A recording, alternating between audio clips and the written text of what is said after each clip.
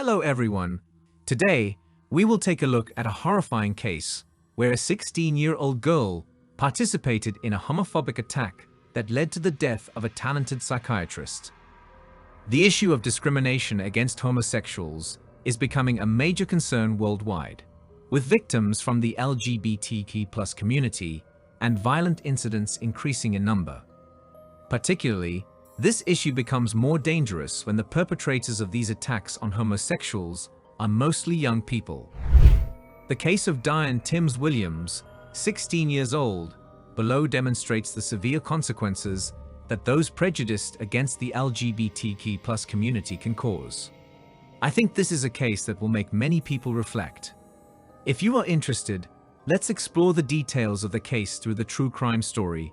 Below a photo capturing Dionne after her arrest for participating with two other thugs, Jason Edwards, 25, and Lee Strickland, 36, in assaulting a father of two, a psychiatrist, went viral on social media in 2022.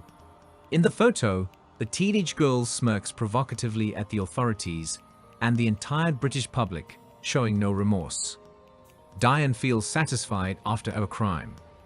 What makes a 16-year-old girl capable of such inhumane actions? To find the answer, let's delve into the background of this girl. Dionne was only 16 years old at the time of the incident. What surprised me was that everyone who knew her said she was a lovely girl, quiet, but always friendly and polite. They also said that her parents were very lovely and kind. Dionne was once known as her father's favorite daughter. She often spent her free time helping her car mechanic father at work. Whenever asked what she wanted to do after graduation, she always said she wanted to become a mechanic like her father. She even used to make ornaments from wildflowers and sell them to charity. Overall, she is a beautiful and kind girl in the eyes of her parents and neighbors. However, Dionne began to change since her parents divorced when she was 13 years old. After her parents divorced, Dionne lived with her mother, director of the family company, in the Vale of Glamorgan village of Crewe, 7 miles northwest of Cardiff. Later, Dionne discovered she was gay, but she was affected by negative emotions after her parents broke up. Her worldview became dark, which may have caused her to have a distorted view of gay people. She tried to deny her hatred for gay people. She could not accept the truth about herself. Internal conflicts made Dionne increasingly sensitive and easily lose her temper. To hang out with troubled kids, she learned from them how to drink alcohol and smoke weed. Dionne no longer appeared friendly and bright as before. She would not greet any acquaintance she saw on the street. She always seemed cold and gloomy. The situation worsened when Dionne began using drugs. Her transformation reminded me of the Jekyll and Hyde character from the famous novel by Robert Louis Stevenson. The term Jekyll and Hyde is often used to describe someone whose personality and morals vastly differ in various situations, simply understood as not what it seems. When Dionne's mother noticed her daughter's abnormal behavior at the age of 14, she introduced her to the mental health service. Dionne was diagnosed with borderline personality disorder and had a history of self-harm. She often felt anxious and uncontrollably angry. However, this treatment did not help Dionne return to her former self. She became more impulsive and lost control more easily. Eventually, Dionne's degenerate lifestyle led to terrible consequences. In the early hours of July 20th, 2021, Dionne went out with two adult men, Jason Edwards, 25, and Lee Strickland, 36, both known troublemakers. Dionne wore a black jacket and shorts with knee-high black socks, looking like a typical teenager. Footage of her walking through the streets of Cardiff showed no sign that she would commit murder that night.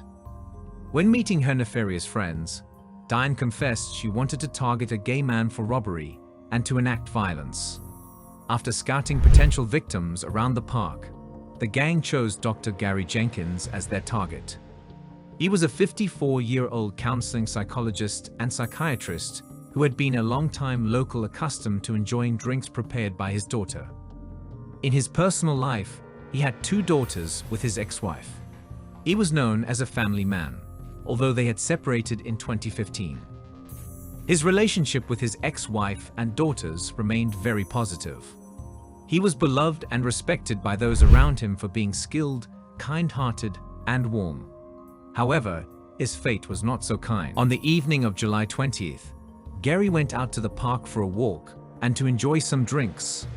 While walking, he stumbled upon two men and a young woman who were drunk, hugging and kissing in front of him. Before he could react, the group of youths rushed him, attacking relentlessly with punches and kicks. A terrifying video captured the moment the trio began to encourage each other as they shouted, "Stomp on his head and keep going." During the brutal assault that lasted 15 minutes, Dionne can be heard saying, "Go down, do it again, and hit him again." Then a male voice says, "Stomp on his head, stamp on his head again," while Dionne calls the victim enduring the assault a __ pig. Another person says, "Keep going," and "Oh, let me stomp on him again." Not only did they encourage each other to continuously attack the unfortunate doctor, but they also used derogatory language towards him, thinking he was gay. The psychiatrist could only scream, "Let me go," and "Please stop," continuously asking why the attackers were targeting him, humiliating him in despair. Regardless of how much Gary pleaded, they did not stop until he was breathless. Dr. Gary was taken to the University Hospital Wales after the attack, but died from irreparable brain damage 16 days later. After committing the crime, all three continued their night on the streets as if nothing had happened. A few hours after attacking Gary, one of the men used Gary's credit card to buy alcohol. This action quickly led the police to their trail. Eventually, the first to be caught by the police was Lee Strickland, 36 years old, who had a penchant for alcohol and was so addicted that he was always drunk. From him, the police easily traced the other two accomplices, Jason Edwards, 25 years old, and finally Dionne. What surprised the police was that this girl was only 16 years old, still very young. After assaulting Mr. Gary, the girl went to a friend's house to sleep until 2 a.m. until she received a message from her mother before returning home, as if nothing had happened. A few days later, she was arrested by the police on first-degree murder charges while at her home. When arrested, Dionne screamed in protest. She was confident that she would not leave any trace for the police to arrest her. When brought to the interrogation room, Dionne did not utter a word, even when the investigators asked her anything. While Dionne was uncooperative, the two men accompanying her seemed more willing to cooperate. They both answered the police's questions. Additionally, through CCTV footage, the police collected all the images at the park where the crime occurred. At that time, Dionne and the two men shouted in Gary's face and assaulted the victim. They hit and shouted hate words at Gary. According to the statements of the two men, they acted at Dionne's suggestion, not intending to attack Mr. Gary on their own. According to them, Dionne had suspected Mr. Gary was gay beforehand because she saw him frequently meeting other men and being affectionate in the park. With a preconceived notion of hatred towards gay people, Dionne suddenly decided to take Gary's life. Initially, at the park, all three were drunk. They met a tall, handsome young man. Immediately, they surrounded the young man and crudely asked him if he was gay and if he wanted to get intimate. The young man refused, but the group of three could not do anything else because this young man was young and very tall. They would have trouble. Eventually, they targeted Mr. Gary because he was shorter and middle-aged, so weaker compared to younger targets. When Mr. Gary encountered this group in the park, he simply thought they were a group of drunk people. However, they soon started surrounding him, demanding money and a phone or other valuable things he had. Initially, Mr. Gary appeared scared and complied, hoping they would let him go, but they did not stop there. All three began using vulgar language to provoke Mr. Gary. He did not respond, so they surrounded him, beating and kicking until he could no longer resist, collapsing on the ground. The entire behavior of the trio was captured in detail by CCTV, making it difficult for them to deny the charges even though they did not plead guilty. Another outrageous act recorded was when Gary collapsed to the ground. The two thugs stripped him of his blood-soaked trousers and left. At this moment, a man named Louis, who happened to pass by and tried to intervene to save Gary, was attacked by them. He was beaten so badly that he had to run away before he lost his life to them. He immediately reported to the police and recounted everything he had witnessed. After Gary was no longer breathing, all three hugged, laughed, and spoke joyously and satisfactorily, all of which was recorded by CCTV. Faced with clear evidence against her, Dionne claimed she was forced by the two adult men to accompany and act with them, or she would lose her life at their hands. In the interrogation room, Dionne pretended to be an innocent, naive girl. She tried to convince the investigator to call a friend of hers as a witness to say that she was at that friend's house that night and not with the two men. But when the police called the friend she mentioned, she changed her statement to only being at the friend's house at 2 a.m. However, on the evening of Mr. Gary's incident, Dionne had no alibi. She had no other excuse to deny the charges. Not intent to murder, but could not control their emotions and actions, leading to an undesirable outcome from the initial intention to rob.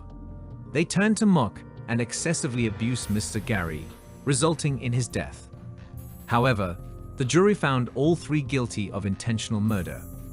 Judge Daniel Williams stated that all three defendants were equally responsible for the murder of the kind, generous, and compassionate doctor. He said during the prolonged attack, the victim was insulted and had his trousers pulled down in a humiliating act.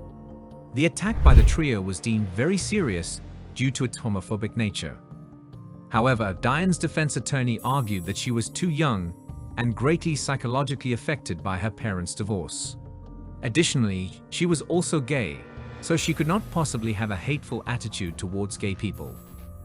After consideration, the court sentenced Dionne to life imprisonment with the possibility of parole after 18 years. This period was deemed sufficient for Dionne to learn a lesson after a long time in prison. As for the other two, Lee had a prior criminal record, a habit of daily alcohol consumption to the point of mental instability, frequently assaulting women and others while drunk.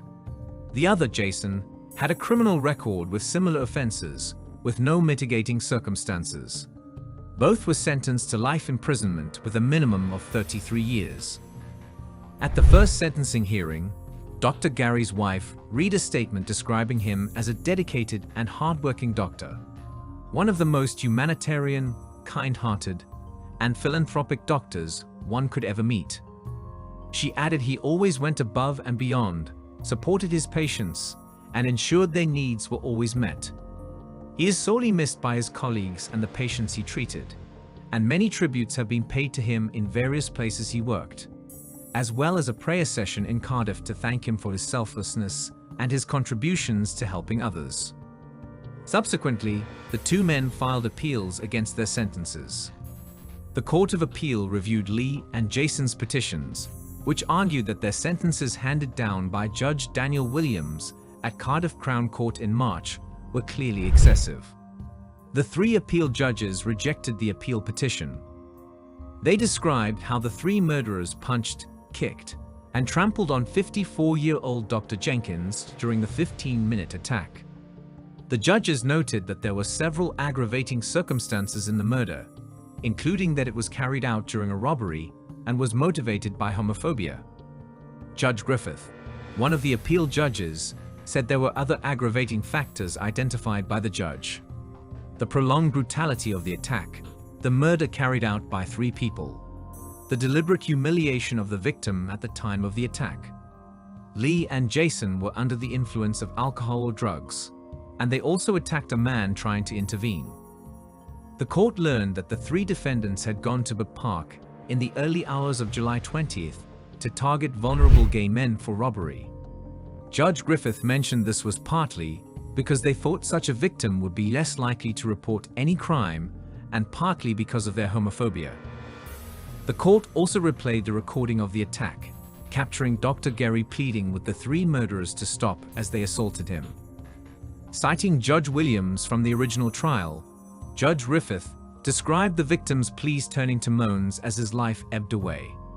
But the defendants responded to this with increasing homophobic insults and violence.